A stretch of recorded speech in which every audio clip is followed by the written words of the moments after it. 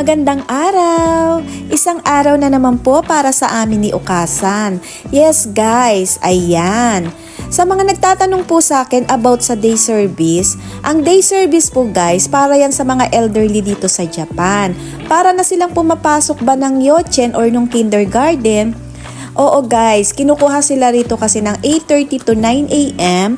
and then babalik sila sa bahay ng 4:30 to 5 p.m. Oo guys, maganda doon kasi guys, doon marami silang nakakausap. Marami din silang activities doon, like nagpe-play sila, tapos mayroon silang mga exercise, tapos kwentuhan, and then singing, dancing. Naggaganon sila guys, kaya napakaganda yon para sa health din nila. Ayan, kumakain na si Ukasan ng breakfast niya, and then yung medicine, yung maintenance, and yung gamot niya sa mata. So, isinalang ko na rin guys yung ating damit para umiikot na siya dyan. After nun, inayos ko na rin yung bag ni Ukasan para sa kanyang day service. Oo.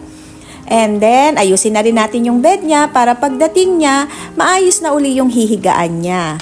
Ang napili kong picture ni Ukasan yan guys, ang cute-cute niya kasi dyan. Kaya lang, nakakalimutan ko ibili ng frame.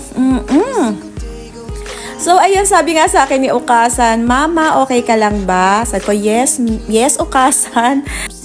So, habang kumakain nga si Ukasan, guys, ako naman is nagko-coffee. Coffee is life nga, guys, diba? Habang tumitingin ng mga isda na yan. And then, kinilayan ko na si Ukasan. Kilay is life din, diba? Iyon, sabi niya, upo na daw siya doon para mabilis na siyang makuha ng service niya. So, ayan na nga, ilang minuto lang dumating na siya. Oo, ayan na siya guys. Oo. Ingat ka doon, Ukasan, ha? Mag-iingat. So, ayan na nga guys. Oningay shimasu. Bye-bye, Ukasan.